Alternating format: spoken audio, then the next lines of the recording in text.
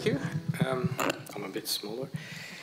My name is Robin, so I'm from Belgium. I've got a great introduction.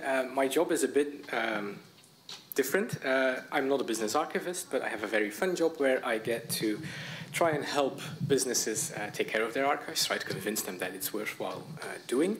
I also try to convince the other side, so museums and archival institutions, that what these businesses might have in their collections is also very interesting and it might be beneficial to work together, maybe include them in exhibitions.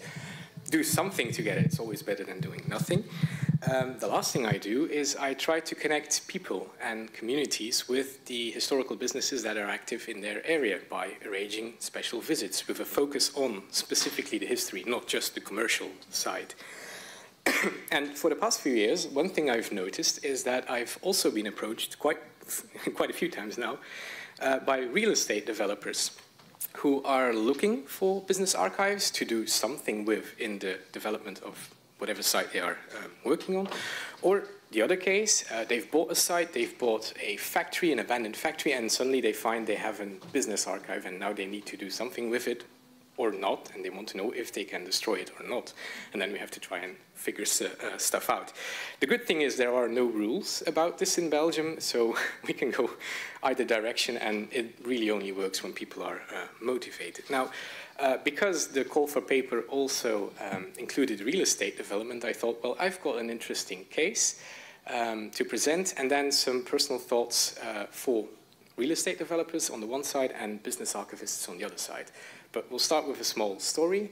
This is the BOELWERF case I will be presenting to you today. This is something that happened before I even started working in the sector I am working in now, but I think it has some potential to think and provoke some thoughts. So, in short, the BOELWERF case. The BOELWERF was the largest Belgian shipyard. It is located next to the much smaller city of Temse.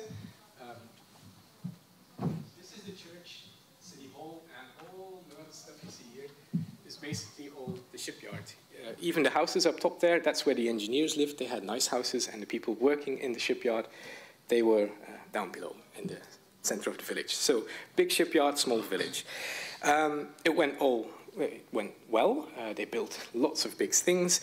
They were active for about 165 years, had about 3,500 employees, and they went bankrupt in 1994. I call it a bankruptcy train wreck. People would say it's a shit show. But everything that could go wrong went wrong. They had forged documents, there was money missing, skeletons falling from closets. Even the government was brought to court for malpractices, but nothing was proven. It was quite a big thing in Belgium at the time, and quite a few people, some of them in power, did not like this to be a big thing. They wanted it to blow over as fast as it could, and one governor famously said, "The next time I cross this bridge," and he meant this bridge, which was also built at the shipyard, by the way, "I don't want to see this part anymore.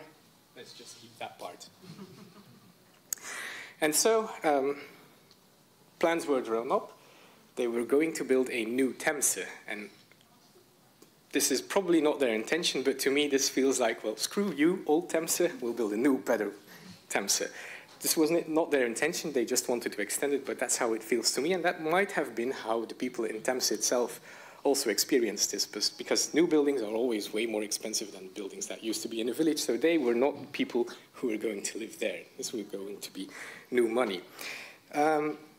Didn't take long before construction equipment arrived, because the site had to be cleared off, so people would stop discussing about keeping it.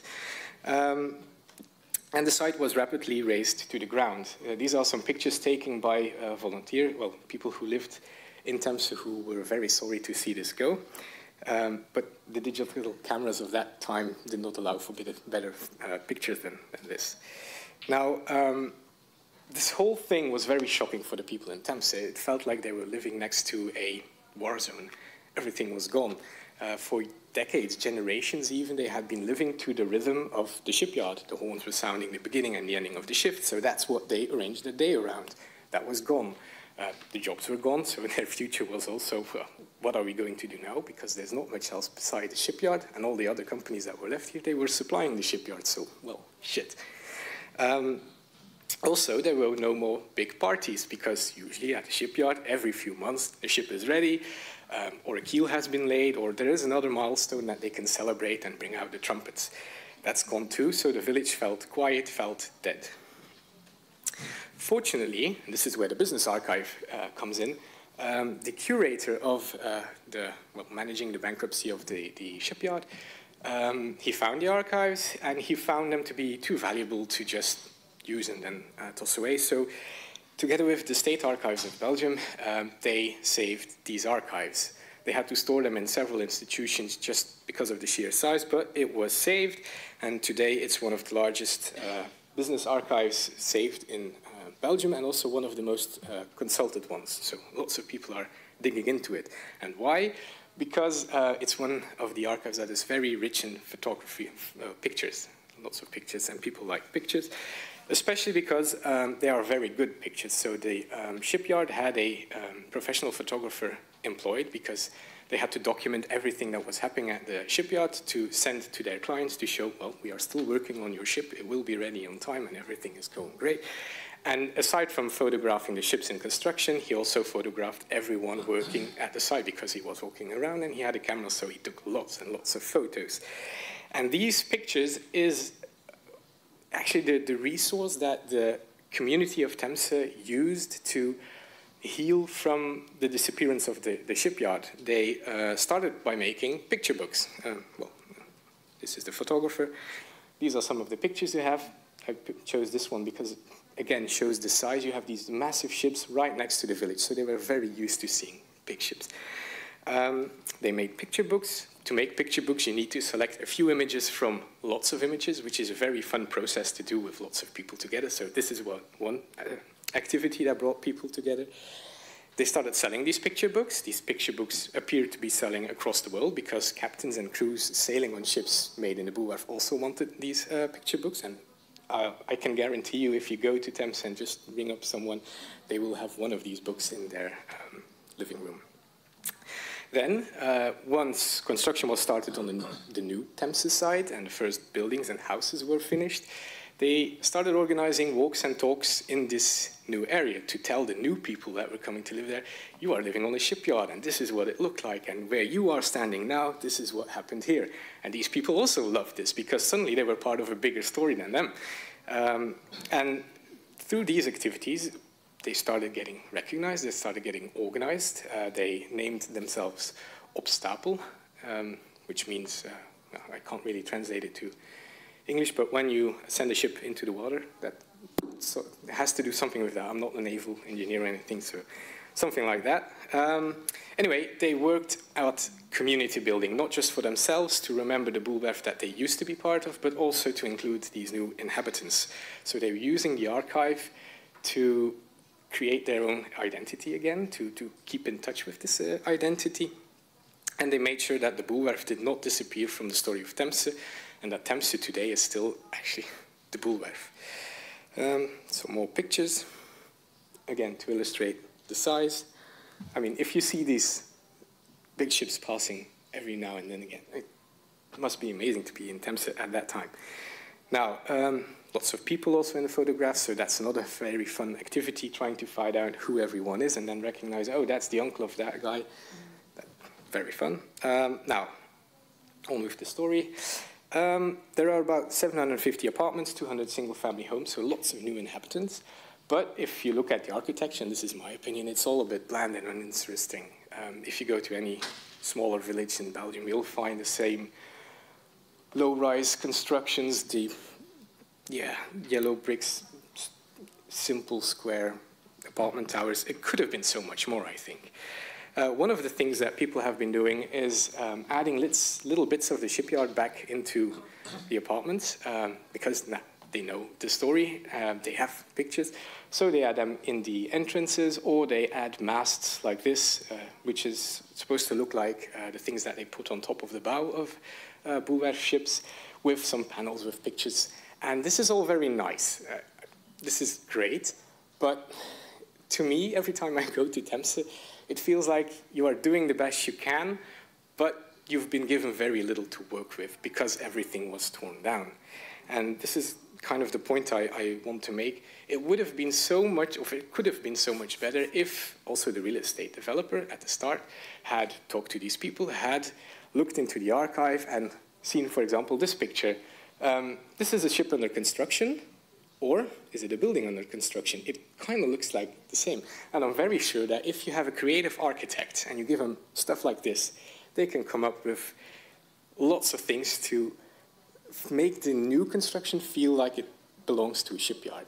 There's treasures in there. Another thing that they forgot about is the sense of scale.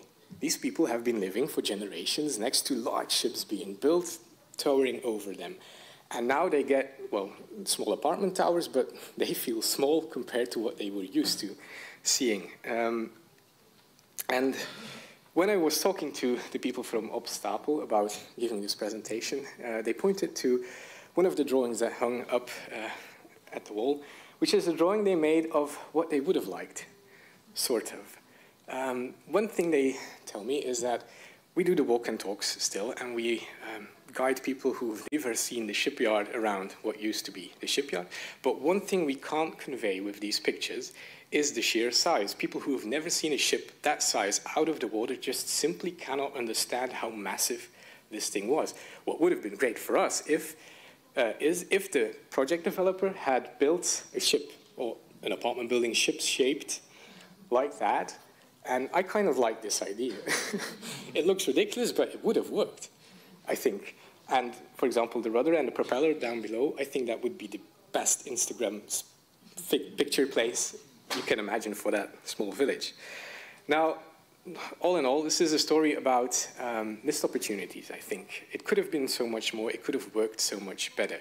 So from my experience, or my point of view, my opinion, for project developers, I have the following advice. And since this is being recorded, I might reach more people than I think I wanted to reach.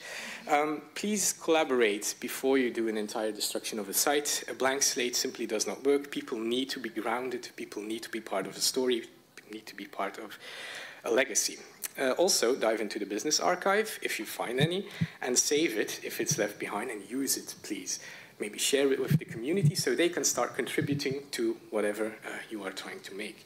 And don't trash the original layout. It's always better if architects have some barriers to their imagination. It actually helps them, I think. And in the case of shipyards, please work with a sense of scale. Also, larger factories work with this sense of scale. These people have been used to seeing big things or long things used at.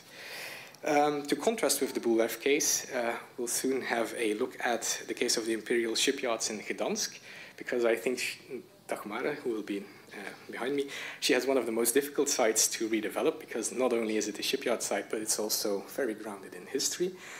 And then for the active business archivist, so I'm not a business archivist, so it's easy to give suggestions because I'm not the one who will have to follow up on it. But the theme of this conference was the business archive is a backbone for resilience, and I would say I can agree. Perhaps it might be a backbone for resilience for a company, but companies can come and go. It certainly is a backbone for the resilience of the legacy of a company. And these legacies do more than you can think for people and communities and places. Even if the company, even if the BOELWERF is gone, these people still feel connected to the BOELWERF more than 20 years later.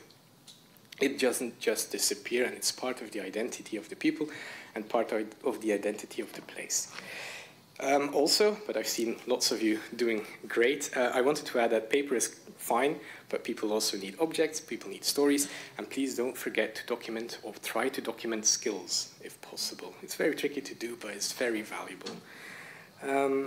Lastly, and this is another tip for those of you who work at very big companies who shut down factories, for example, when you leave a site and it is sold and someone comes in and starts to redevelop it, try to be involved, because they like to add a story to it, they like to make up their own story, they'll Google a little bit about the history of the company that they bought it from, and then they'll make up their own thing, maybe add a picture or two that they find somewhere on the internet.